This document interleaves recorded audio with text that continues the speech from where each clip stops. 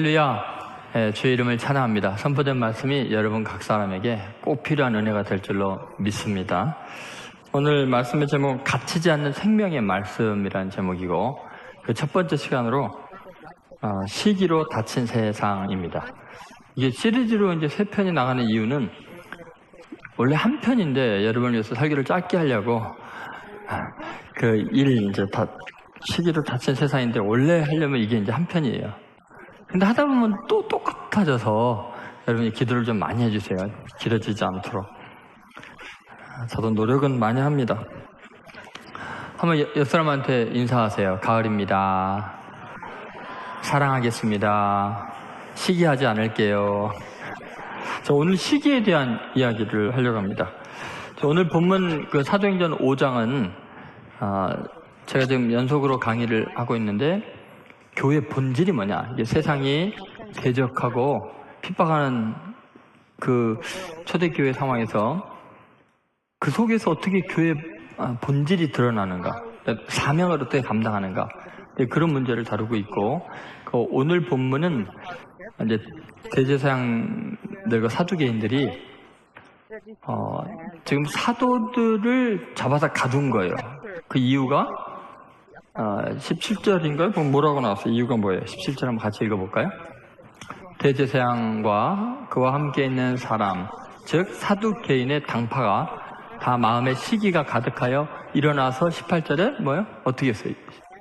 사도들을 잡아다가 옥에 가두었더니, 시기심 때문에 사도들을 잡아서 옥에 가두었어요.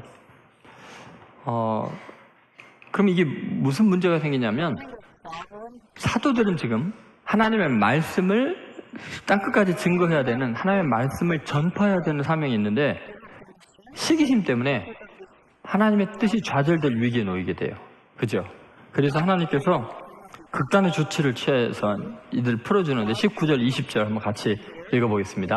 주의 사자가 밤에 옥문을 열고 끌어내어 이르되, 가서 성전에 서서 이 생명의 말씀을 다 백성에게 말하라 하며, 그러면 여기 이런 표현이 있죠. 이 생명의 말씀을 다 백성에게 말하라.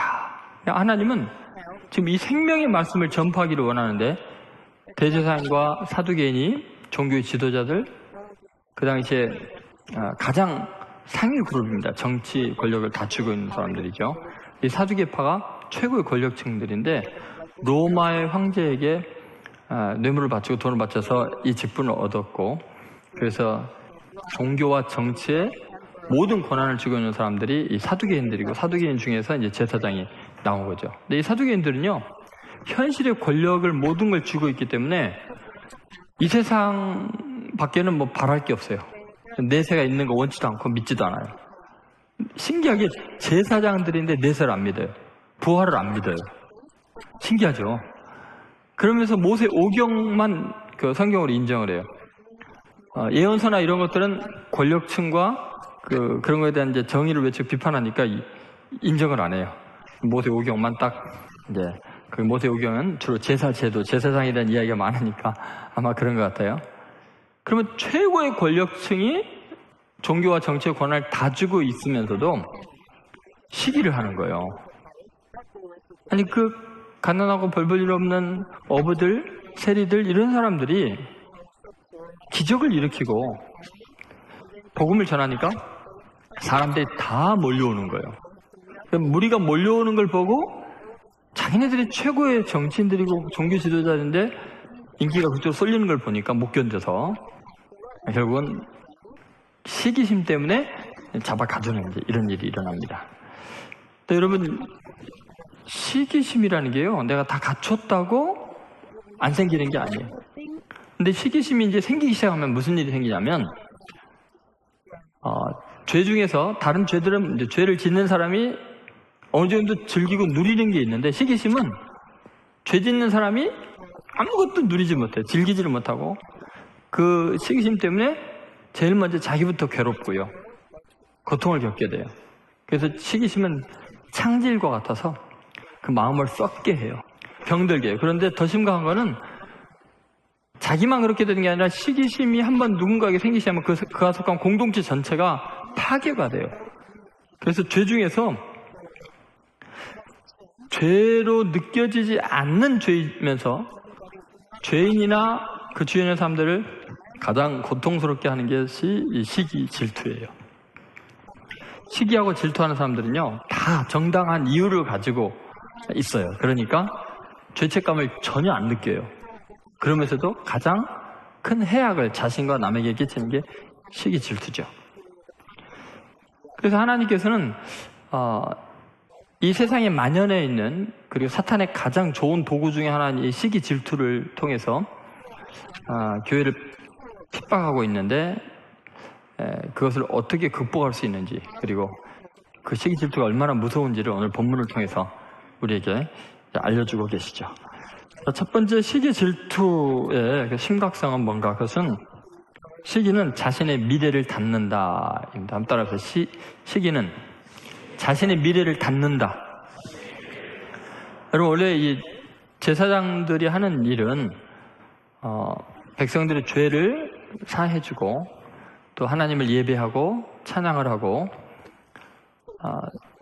다른 사람들을 위해서 중보 기도하고 정말 의미 있는 일이에요. 근데 자신이 해야 되는 아주 중요한 이런 일들을 반대로 하는 거죠. 죄 없는 사람을 잡아다가 죄인으로 감옥에 가두고 있죠. 이 시기심이 발동이 되니까 사람이 병리적인 현상들이 일어나는 거예요. 인격적인 그 파탄을 겪게 되는 거죠. 그러니까 자기가 지금 망가지고 있는 거예요. 아니, 제사장이 경찰도 아니면서 왜 사람을 잡아다가 가두냐고요. 해서는 안 될 짓을 하고 있는 거죠. 오히려 죄인들을 위해서 제사를 드려주고 그 죄를 용서해주는 역할, 하나님의 은혜와 죄사함을 선포해야 되는 일을 해야 되는데 지금 이 사람이 망가져 있는 거예요. 완전히 자기가 지금 뭘 해야 되는지를 모르는 이런 현상이 일어나는 것이 그 마음에 시기가 가득하니까 이런 일이 일어나고 있는 거죠. 여러분, 이 시기의 문제는 동서양을 막론하고 그 자신을 파괴하는, 자신의 미래를 완전히 끝나게 하는 죽음에 이르는 정말 병이죠. 예를 들면 삼국지에 오나라의 그 유명한 장군이 이제 주유, 이제 아주 명장이죠. 주유. 이 주유의 라이벌이 누구예요? 총나라의 제갈공명이에요. 그러니까 제갈공명을 제거하려고 술잔에다가 독극물을 넣고, 그런데도 이게 해치지를 못해요. 어떤 방법으로도 제갈공명을 제거하지 못하니까 속에 분이 나가지고 화병이 나서 주유가 죽어요. 그 시기가 이렇게 자신을 죽이는 거죠. 그런데 이 동양만 이러냐? 그러면 서양에 예를 들어서 아마데우스 영화를 보면은 이 시기의 심각성이 나오죠. 볼프강 모차르트, 이 아마데우스 모차르트 같은 경우는 6살 때부터가 이미 천재적인 그 실력을 발휘하게 되죠. 그런데 그 모차르트가 활동하던 그 시대에 살리에리 같은 경우는 최고의 궁중 악장이고 그 당시에 최고의 명성을 날리고 있었던 사람이죠. 애송이 같은 모차르트하고는 비교가 안 될 만한 권위가 있고 명성이 있고 부가 있고 그런 사람이에요. 그럼에도 불구하고요, 최고의 자리에 있으면서도 자기보다 뛰어난 어린 사람을 못 견디하죠. 그 왜 그렇게 힘들어하냐면 자기는 기도하고 노력하고 열심히 며칠 밤을 새고 해서 어렵게 곡을 하나를 만들어요. 정말 하나님의 영광을 위해서 훌륭하게 만들었다고 생각했는데 모차르트를 만나면서부터 모든 것이 무너지죠. 왜요? 모차르트는 거의 정신 나간 사람인 것처럼 행동하고 그냥 술 취한 듯이 하면서 칙칙거렸는데 음표 하나만 바꿔도 전체가 다 깨어질 만큼 완벽한 곡을 쓰는데 모차르트의 곡에 비하면 자기의 곡은 너무 부끄럽고 초라한 거예요. 근데 그 더럽고 초라한 모차르트가 자기에 비해서 너무 쉽게 완벽한 곡을 써내려가니까 그 천재성 앞에서 좌절하는 거예요. 시기심이 생긴 거예요. 그러니까 어떻게 하든지 모차르트를 제거하려고 다양한 독살설이 있죠. 독약으로 이렇게 독살했다는 것도 있고, 아니면 일부러 그 기간 내에 못 마칠 그 업무를 주고는 계속 가면으로 나타나서 협박하고, 그래서 결국 모차르트가 일찍 죽었다 이런 말도 있고. 그러면 살리에리는 오래 살았냐? 정신병이 들어갔고 요양원에서 정신병원에서 생이 비참하게 끝나게 돼요. 그러니까 그 시기심이 자기가 누릴 수 있는 모든 것들을 못 누리고 그냥 죽게 만드는 거예요. 그러니까 여러분, 동양이건 서양이건 권력이 있는 사람이건 없는 사람이건 이 시기심, 질투 앞에서요, 자기 자신이 파괴되지 않는 사람이 없어요. 그래서 여러분, 어떻게 해서든지 우리 마음속에 시기심이 일어나잖아요. 그러면은 빨리 그걸 제거해야 돼요. 통성 기도를 하든지 아니면 금식을 하든지 아니면 어떻게 노력을 해서든지 이 시기심에서부터는 벗어나야 돼요. 그렇지 않으면 자기가 망가지니까 그런 거죠. 시기심이 얼마나 자신의 미래에 하나님이 주시는 복을 제한하고 있는가 한번 생각해 봅시다. 탈무드에 이런 이야기가 나와요. 한 늙은 고승이, 그러니까 성자가 길을 가는데 이제 너무 나이가 많으니까 비틀비틀하면서 힘들게 가는데 위험하잖아요. 젊은이 2명이 여행을 하다가 이걸 보고는 이분하고 같이 동행을 해줘요. 근데 성자가 가만히 보니까 이 2 젊은이 중에 한 명은 시기심이 너무 강한 거예요. 또 한 명은 욕심이 너무 센 거예요.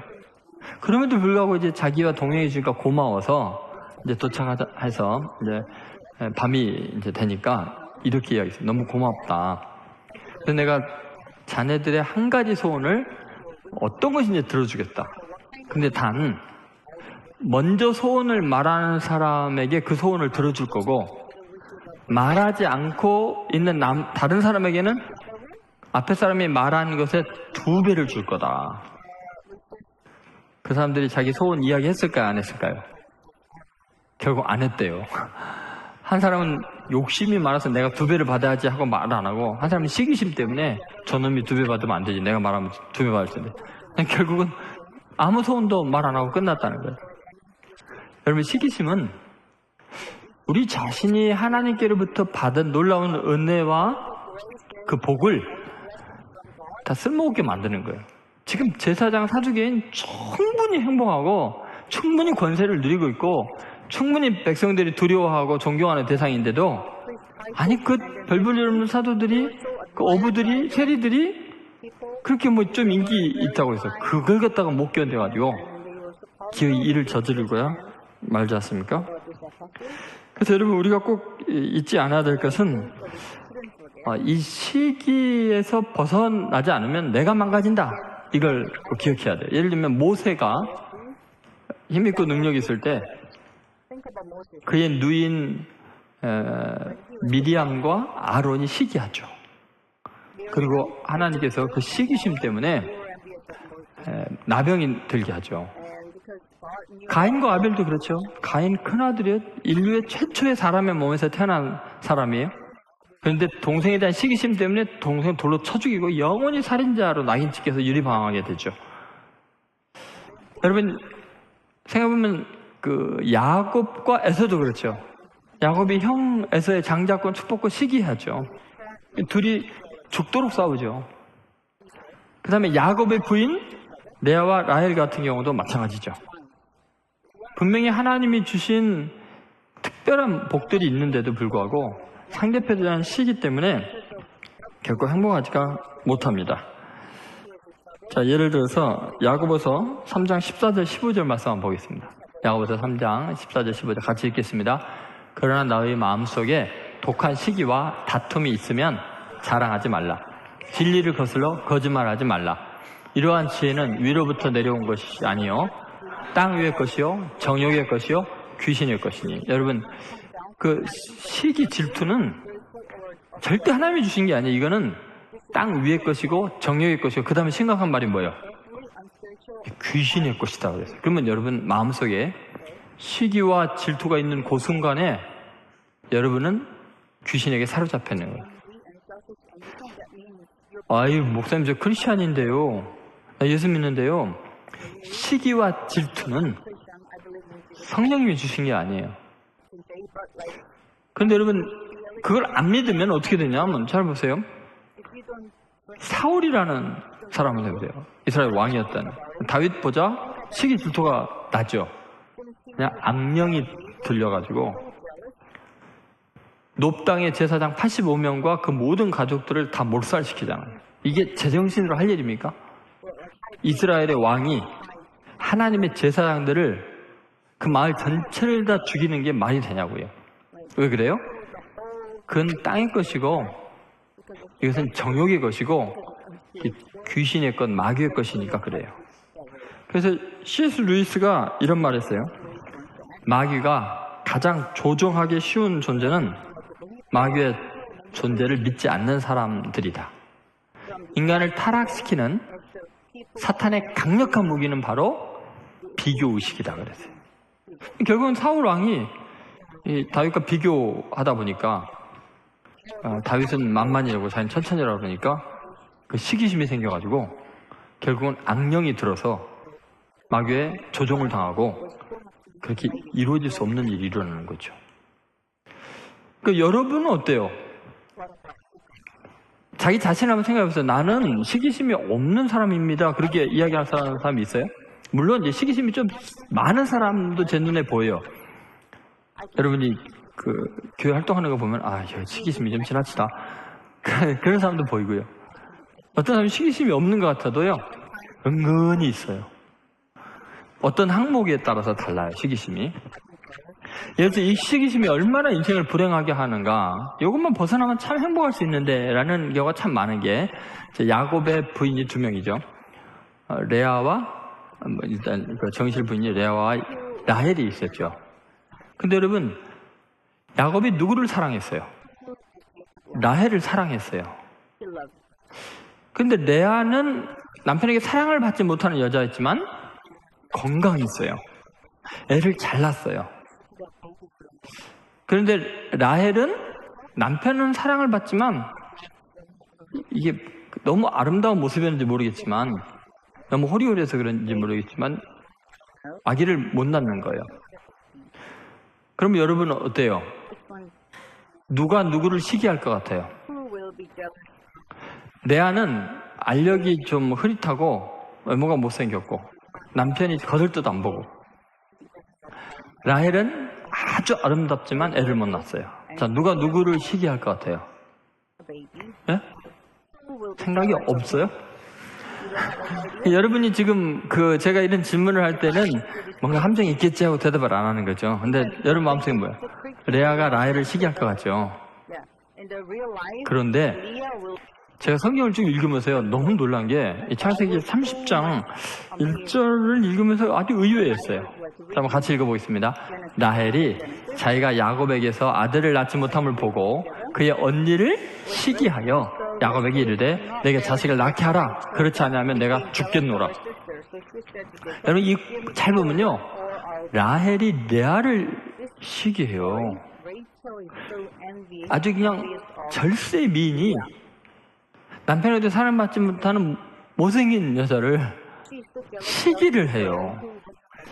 제가 보니까 여러분이 대부분 레아같이 생겼거든요. 그래서 낙심하고 절망하고 있는 표정이지만 괜찮아요. 왜냐하면 라헬 같은 여자가 시기하고 있다는 걸 알아야 돼요. 여러분들 시기 받는 대상이 될 수 있어요. 한번 생각해보세요. 믿어지지가 않죠. 근데 왜 그러냐? 레아는 라헬이 갖지 못한 그 건강이 있는 거예요. 아기를 낳는 하나님의 특별한 은혜가 있는 거죠. 그런데 라헬은 하나님이 아름다운 모습을 줬지만 몸이 약한 거예요. 그래서 아기를 가지면 안 되는 여자예요. 그래서 하나님께서 아기를 안 생기게 했어요. 그랬더니 아니 언니에게 있는 그것을 자기도 있어야 돼. 그러니까 그 항목으로 하니까 뭐 외모로 보면 자기가 뭐 부러울 게 없는데 아기 낳는 걸 생각하니까 자기는 못 낳으니까 시기심이 생긴 거예요. 그 항목에 관해서 이제 화가 난 거예요. 그래갖고 야곱에게 나로 하여금 아들을 낳게 하라. 그러니까 야곱이요 그렇게 사랑했던 라헬에게 처음 화를 냅니다. 내가 하나님이냐? 하나님께서 성취지 못하게 왜 나한테 그러냐고 부부싸움이 대판이 일어나요. 그러니까 애 안 낳게? 나 죽인다? 나 죽어버린다? 막 이러는 거예요. 그러니까 하나님께서 그 라헬의 간청을 들으셔서 나중에 요셉이 생기게 했죠. 요셉이랑 아이를 낳으니까 얼마나 기뻐요. 그죠? 언니를 내가 이겼다. 완전히 이겨야겠다 하고 하나 더 낳게 해달라고 막 하나님께 그래요. 그러다 죽었어요. 그 몸매에는 애 낳으면 못 견디는 거예요.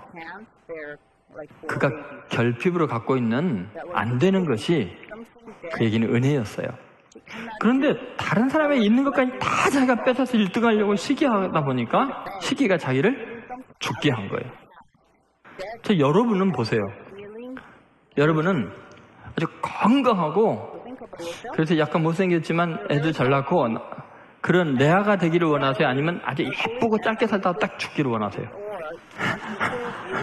어느 걸 원하세요? 예?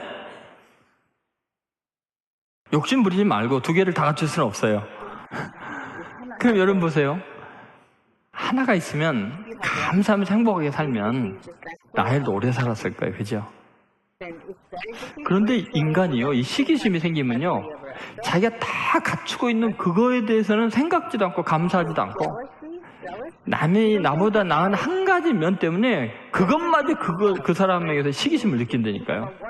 그러니까 아까 제사장 사두개인들은 최고의 권력층에 있으면서도 무리들이 사도들에게 쏠려가는 현상을 못 견디하는 거예요. 그러니까 불행한 거예요. 자기 자신이 다 파괴되는 비극을 경험하죠. 그래서 여러분, 내 속에 독한 시기심이 있으면요, 이거 귀신이 나 죽이려고 작정한 거예요. 파멸 당하는 거예요. 그러니까 다른 사람이 나에게 없는 면이 있고 훌륭한 면이 있을 때요, 저에도 나에 대해서 부러운 게 있을 거야. 틀림없이. 뭐 라헬도 레아를 부러워했는데 뭐 그렇게 이겨나가세요. 나는 뭐 잘할 게 없어, 그렇게 생각하면 안 돼요. 분명히 내가 부러워하는 그 사람도 나를 부러워하는 면이 있게 하나님이 하셨어요. 여러분 믿습니까? 시기에 질투의 노예가 되지 않도록. 그러면 자기만 손해니까, 자기 영혼만 파괴되고 하나님이 주신 복도 미래도 없어지니까. 너무 아깝잖아요. 라헬 안 죽을 여자가 죽었잖아요. 시기심 때문에. 미래가 끝나는 거예요. 그냥. 두 번째 이제 우리가 생각할 것은 뭐냐면 생명의 말씀이 갇히게 됩니다. 야. 시기와 질투가 있으면 생명의 말씀이 갇히게 됩니다. 한번 따라서 생명의 말씀이 갇히게 됩니다. 자, 제사장들은 지금 자신들의 주 업무인 거룩한 사명을 수행할 수 있는 여유도 없고 시간도 없고 마음도 없어져 버렸어요. 왜요? 지금 독한 시기에 사로잡혀가지고 어떻게 하면 저놈들을 감옥에 쳐넣을까? 쟤네들에게서 사람들을 떼놓을까? 저놈들의 흠을 잡을까? 이거 연구하느라고 지금 사람들에게서 중보기도 하고 제사를 지내고 하나님을 예배하고 이런 거에는 건성이고요. 지금 이들이 하는 주 일은 뭐냐면 어떻게 하면 저들을 가둬놓을까? 이 생각을 하는 거죠. 그런데 여러분, 이렇게 사람을 잡아 가두고 그에 대한 시기심이 생기기 시작하면요, 인간은 하나님이 내게 주신 사명을 지금 감당할 수 있는 준비 기간과 그것을 위해서 헌신할 수 있는 시간과 마음의 열정을 다 쏟아버리게 돼요. 하나님이 주신 사명을 감당할 수가 없어요. 왜냐하면 앉으나 서나 그 인간 생각이 나거든요. 어떻게 하면 그 녀석이 흠과 잘못된 것을 잡아낼까 이 생각을 하니라고 하나님이 내게 맡겨주신 고유한 사명, 의미 있는 일, 이것은 하나도 준비도 못하고 행하지도 못하고 내 마음을 다 빼앗겨버려요. 그 사람의 시기하는 그 대상의 감옥에 딱 내가 갇혀있는 거예요. 뭐든지 뭐 잘 나가려도 생각나고 밥을 먹어도 생각나고 앉아도 생각, 걸어가도 생각나기 때문에 그냥 그 안에 딱 갇혀서 하나님이 주신 사명은 완전히 제껴두게 되죠. 이게 이제 불행이죠. 그래서 여러분, 오늘 본문에 나오는 이 제사장들은 그렇게 하나님의 말씀을 전하는 사람들마저도 가둬두게 된 거죠. 시기가 하나님의 말씀을 가둬두게 되죠.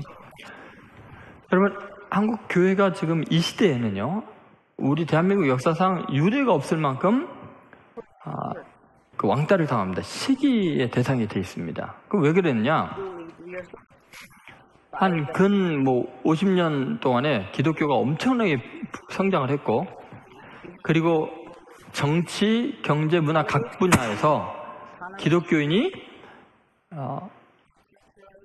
영향력을 끼치고 실세가 되고 아주 강한 세력이 되다 보니까 정치계나 경제계나 문화계나 종교계에서 기독교인이 아닌 사람들이 위협적으로 느껴지는 거예요. 약할 때는 뭐 시기할 일이 없었는데, 그러니까 계속해서 공격을 하게 되는 거예요. 시기심과 질투 때문에 공격을 하게 되는데, 가만히 좀 생각해 보세요. 얼마나 매스컴이나 모든 그 힘 있는 세력들이 기독교를 공격하기 시작하는가. 예를 들면 이제 어떤 사람이 사회적인 큰 무리를 일으켰다. 작은 무리도 마찬가지지만 큰 무리를 일으켰으면 이렇게 나와요. 교회 장로인 아무개 이렇게 나와요. 그럼 여러분, 범죄인들도 다 종교가 있었을 거 아니에요. 그럼 여러분이 만약에 몇 개에서 예를 들어서 절에 다니는 그 뭐죠? 그걸 뭐라 그러죠? 우리로 하면 집사 같은 그런.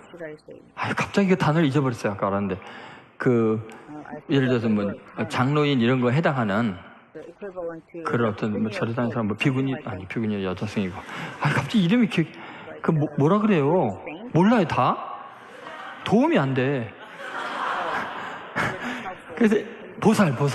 예를 들어서 여러분이 뉴스에서 절에 다니는 보살 아무개 살인범 뭐 이거 봤어요? 단 한 건이라도 보살이라는 말을 봤어요. 근데 그러면 장로들만 사람 죽이나요? 목사들만 간음을 하나? 분명히 스님도 신부도 그 보살도 할 텐데 절대 그 종교 이렇게 편향이 되거나 핍박이 된다고 다른 종교는 안 하는데 기독교에 대해서만 유독 그렇게 해요. 왜 그러냐? 지금 시기와 질투의 대상이 되는 거예요, 세상으로부터. 근데 그래서 이제 많은 어려움을 겪지만 이보다 더 심각한 거는 뭐냐면 이 시기와 질투가 하나님의 말씀을 못 전하게 하는, 그렇게 비난의 대상이 되게 만드는 외부적인 압력은 그렇다고 쳐요. 그런데 중요한 건 내부에서 시기와 질투가 교회 자체를 붕괴시키고 있다는 거예요. 하나님의 말씀을 전할 시간이 없어요. 왜냐하면 안에서 싸우니라고. 교회가 큰 집단적으로 세력화되고 권력화되니까 그 안에서 기득권을 주장하려고, 그리고 그거에 대해서 이제 맞서면서 계속해서 그 안에서 시기와 질투 때문에요. 그것이 정의라는 이름으로, 법을 소화하는 이름으로 어마어마하게 많은 갈등들이 계속해서 파생하게 됩니다. 이것이 이제 굉장히 두려운 거지만 이게 현실이 됐어요. 외부의 시기 질투는 아무것도 아니에요. 지금 안에서 일어나는 것은 여러분이 지금 얼마나 심각한지 상상을 초월할 정도로 악화되어 있습니다. 일본의 한 경제학자가 이런 말을 했어요. 굉장히 의미 있는 말인데 들어보세요. 질투는 때때로 정의라는 가명을 쓰고 나타난다. 여러분, 질투와 시기가 죄책감을 안 느끼고 잔인한 일을 할 수 있는 이유가 뭐냐면 정의라는 가면을 쓰고 나타나기 때문이에요. 그래서 여러분이 누군가가 누구를 시기할 때 걔 이게 잘못됐어, 이게 잘못됐어 막 이렇게 하면서 이거는 그리스도인이 그러면 안 되지 막 이런 이야기를 하지만 실제로는 그 사람에 대한 시기심이 가면을 쓰고 나타나는 것이 정의고 뭐 법이고 이런 것인 경우가 아주 많다는 거예요. 그럼 그걸 어떻게 알 수 있냐? 간단해요. 아주 힘있고 권력 있고 규모가 크고 이런 거에 대해서는요, 막 정의를 외치면서 이야기를 하는데 똑같은 항목에 대해서 아주 힘없고 보잘것없는 사람들에 대해서는, 자기가 시기심을 느끼지 않는 대상에 대해서는요 한 번도 정죄하지 않아요. 큰 대상을 정죄함으로써 자기가 얼마나 뛰어난 사람인지를, 또 굉장히 영향 있는 사람인지를 부각시키는 경우가 많거든요. 그러니까 그런 경우는 시기가 정의라는 탈을 쓰고 나타나는 경우가 많다는 거죠. 그리고 이것 때문에 공멸하는 거죠. 자체 붕괴가 일어나고 있는 거죠. 여러분, 이게 예외가 없어요. 예를 들어서 토마스 아킨파스가 이런 말을 했거든요. 유혹이 미치지 못할 만큼 거룩하거나 은밀한 곳은 없다. 이걸 제가 바꾸면 유혹이 미치지 못할 만큼 거룩하거나 온전한 사람은 없다. 이럴 수도 있어요. 그러니까 어느 정도로 이 시기 질투라는 유혹이 강렬하게 우리를 사로잡냐면요, 예외가 없는데요. 예를 들어서 베드로를 한번 생각해 봅시다. 베드로는요 자기 생애 최고의 실수를 저지른 게 예수님을 부인하고 저주하고 도망간 거예요. 완전히 자기 자신에게 절망할 수밖에 없어요. 그런데 부활한 주님이 자기에게 나타났고 놀랍게도 자기는 자격이 없다고 생각해서 그 부활한 주님을 피해서 또 바닷가로 도망을 갔는데 거기까지 찾아오셔서 숯불에 물고기와 떡을 구워주시면서 너가 나를 사랑하느냐 3번이나 물어보시고, 그리고는 내 양을 먹이라, 내 양을 치라, 내 양을 먹이라 하면서 사명까지 주셔요. 그러면 베드로의 생애에서요 가장 감격스럽고 큰 은혜를 받고 거듭나는 순간이 바로 이때예요. 그죠? 자기 같은 배신자를 다시 사명자로 세워주시니까 얼마나 감격스러워요. 예수님이 감격한 베드로를 보고 뭐라 하냐면 너는 나를 따르라 그러셨어요. 이제 나를 따르라. 절망하지 말고 좌절하지 말고 따르라 그랬더니 베드로가 즉시 돌이켜 예수를 따르는 사랑하는 제자를 보고 이르되 주님 저 사람은 어떻게 되겠습니까? 지금 무슨 말이에요? 지금 그 사람을 딱 예수님 품에 의지해 있는 예수님의 애제자를 지금 시기하고 있는 거예요. 그 순간에 예수님께서 너무 기가 막히니까 아니 내가 그 사람에게 어떻게 하든 니하고 무슨 상관이냐? 너는 나를 따르라 그러시거든요. 그러니까 여러분 그 정도 은혜를 받고 그 정도로 소중한 순간에도 늘 의식하고 있는 것이 인간이에요. 이 시기심이라는 게 우리 마음속에 대부분 떨어져 나가질 않고 그것이 우리를 지금 괴롭히고 있다는 거죠. 그래서 여러분 우리의 시기심의 문제 심각한 건 뭐냐면 그 시기심이 너와 나의 문제로 끝나는 게 아니라 하나님의 말씀이 전파되는 것을 방해한다니까요. 예를 들어서 여러분 어떤 사람이 너무 외롭고 삶의 의미가 없고 살아야 될까 죽어도 고민해서 교회 왔어요. 교회 와서 소그룹 성역 공부 들어가서 갔어요. 보니까 그건 뭐 조장하고 누구랑 시기심 때문에 거기서 불꽃이 튀고 있어요. 그러면 이거 뭐 아니구나 하고 앞에 성령사로 가버릴 수가 있어요. 그러니까 여러분 이 시기와 질투는 하나님의 말씀을 방해하는 게 돼요.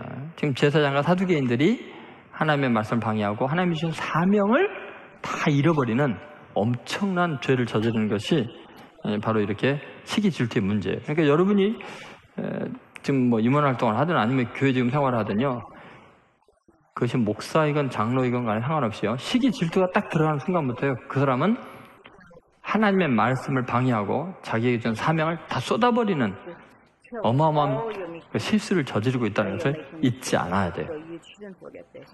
어때요? 여러분 시기 질투에서 자유롭습니까? 그렇게 생각하는 순간 마귀에게 조정당하기 가장 좋은 상태가 되는 거예요. 그래서 여러분 간절히 깨어 기도하면서 주님 제가 어떻게든지 시기 질투 대신 그들을 사랑하고 축복할 수 있는 마음을 주십시오. 임마누엘 차는데 그 대원들 사이에는 그런 거 없어요? 시기 질투하는 거 없어요? 노래할 때는 천사 같은데 연습할 때는 쪼려보고 있고 그러진 않아요? 그러면 안 돼, 알았죠?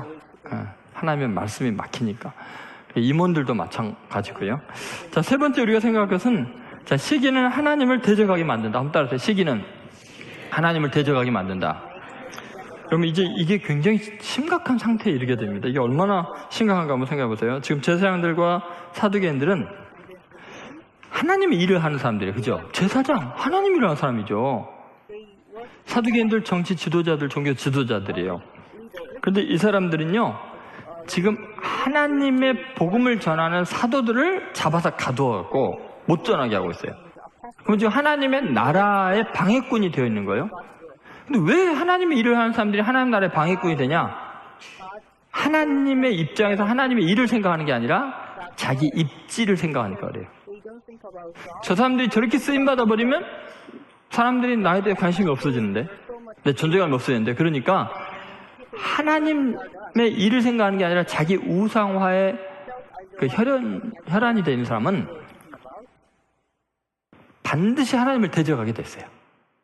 그 사람이 지금 목사냐 장로냐 뭐 임원이냐 그리스도인이냐 이거 상관없어요. 자기 자신을 우상화하고자 하는 마음이 드는 순간은 누군가를 시기하게 돼 있고 자유보다 뛰어난 사람을, 그리고 그 시기하는 것이 반드시 하나님을 대적하는 일로 결론이 나게 돼 있어요.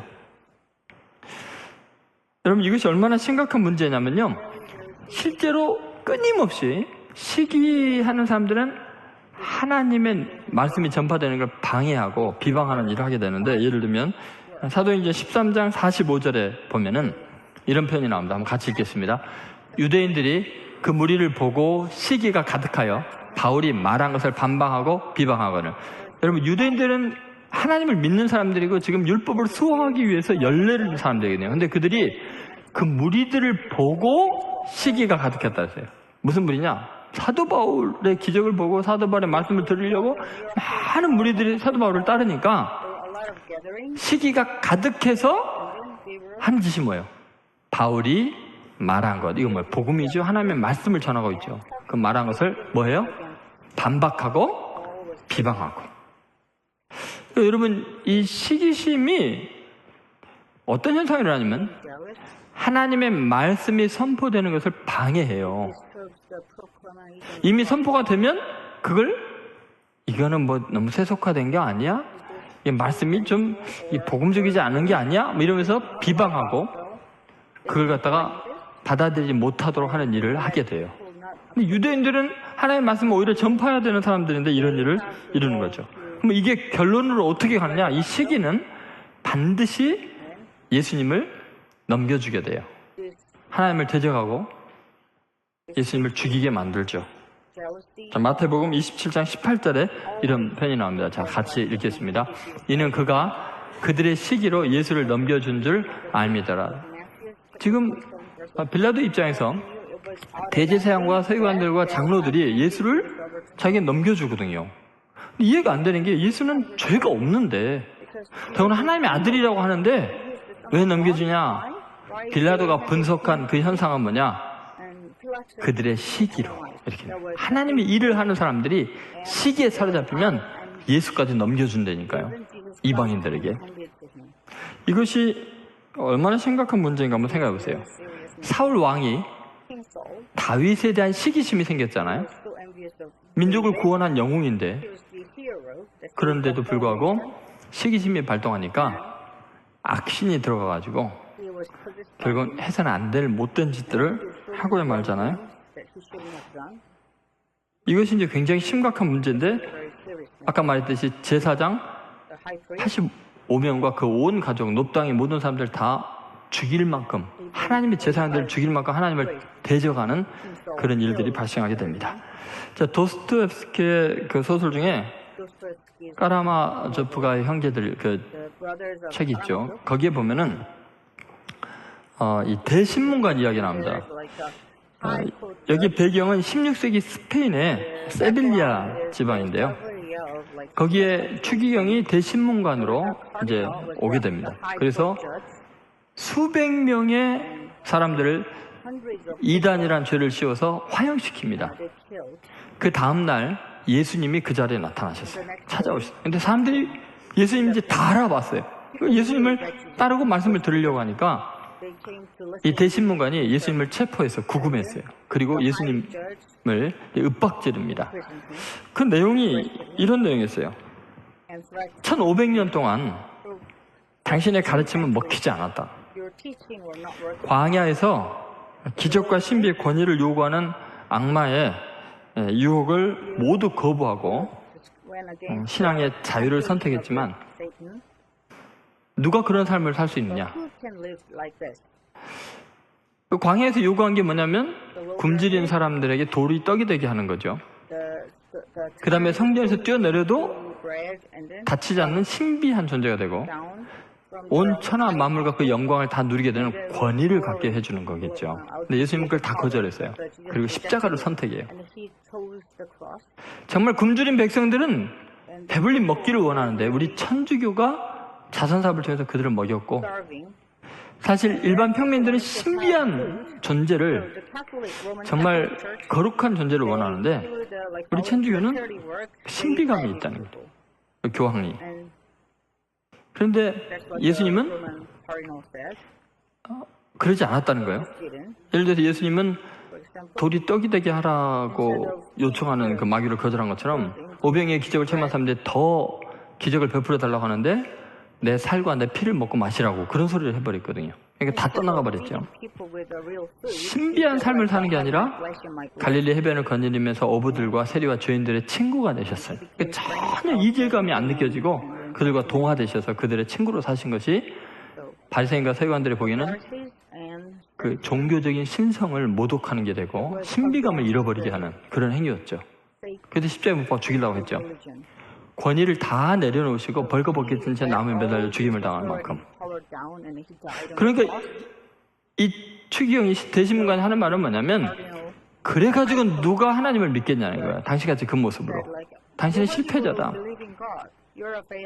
그나마 사람들이 호산나를 외치고 할렐루야 외치게 된 것은 우리 때문인 줄 알아라. 그렇게 예수님을 막 쏘아붙였어요. 예수님께서 그 비난을 다 들으신 다음에 그에게 다가가셔서 그냥 핏빛 없는 그 90살의 그 대신문관 입에 입을 맞추면서 포옹을 해주고 이제 풀려나십니다. 돌아가는 예수님에게 뭐라고 하냐면은 다시는 나타나지 말라고 그렇게 이야기해요. 근데 그 책에서 그 대신문관의 비밀을 이렇게 이야기를 합니다. 거기 보니까 우리는 너의 편이 아니라 그의 편이다. 악마 편이라는 거예요. 바로 이것이 우리의 비밀이란 말이다. 그렇게 대신문관이 이야기를 해요. 여러분 무슨 말이냐면 분명히 하나님의 일을 하는 것 같지만 시기하면 예수마저도 이렇게 비참하게 만들고 넘겨주는 거죠. 그런데 분명히 하나님의 일을 하는 대제사장, 사두개인들, 이 대신문관, 바리새인, 서기관들 다 마찬가지인데요. 자기들이 미처 알지 못하는 비밀이 있는 거예요. 그게 뭐냐? 그건 악마 편이라는 거예요. 누가 봐도 종교 지도자들이고 하나님의 일을 하고 있는데 시기로 일을 하고 있다는 것은 구별할 수가 없어요. 이 사람이 열정이 있는 것과 시기심 있는 것은 같은 단어예요. 젤러스, 젤로땅, 열심당. 시기라는 말이고 열심이라는 말이에요. 그러니까 여러분 아주 은밀한 비밀이에요. 내가 마귀 편인지 하나님 편인지 다른 사람은 몰라요. 자기만 알아요. 대신문관만 알아요. 타이틀이 어떻든 교회에서 어떤 봉사를 하고 있든 지금 비밀을 간직하고 있는 사람들이 많아요. 오늘 여기에 와 앉아있는 분들 중에도 그렇잖아요. 지금 이단의 스파이로 와 있는지 은혜를 구하고 있는지 자기만 아는 비밀이죠. 그렇죠? 환영합니다. 여기에 부흥을 위해서 기회해줘서 고마울 때가 참 많아요. 근데 여러분 우리 인생에 시기의 문제를 어떻게 극복하느냐가 굉장히 중요한데 그 시기의 근본적인 원인은 남과 비교의식 속에서 결핍을 느낄 때, 그죠? 이 결핍을 시기심으로 발동할 수도 있고 신앙의 열정으로 바꿀 수도 있어요. 예를 들면 분인나에게 한나와 엘가나에게 한나와 분인나라는 분이 있는데 야곱의 부인처럼 한 명은 남편 사랑 못 받지만 애를 낳았고요. 한나는 남편의 사랑을 받지만 아기를 못 낳아요. 그런데 이 항목에 있어서 분인나가 계속 한나를 공격하는데도 불구하고 애 못 낳는 그 항목을 가지고 남편에게 항의하지도 않아요. 라헬처럼. 뭐하냐? 이 결핍을 느끼고 할 수 없는 자기 한계를 느끼고 시기를 느끼는 게 아니라 열정을 느껴요. 하나님에게 매달리는 거예요. 뜨겁게 기도하는 거예요. 그 문제를 놓고. 그래서 나는 원통한 것이 많은 여자입니다. 그래서 나는 여호와 앞에 기도하는 여자입니다 하니까 영통한 사람이 돼버리잖아요.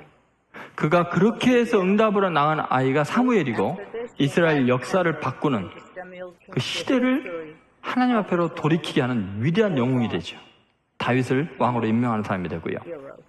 그럼 여러분 우리 인생에서 누구나 다 남보다 더 잘한 것도 있고 못한 것도 있는데 그 결핍은 하나님을 간절히 찾게 하는 열정이 될 수도 있고 나도 망하고 다른 사람들 망하게 하는 시기나 질투가 될 수도 있어요.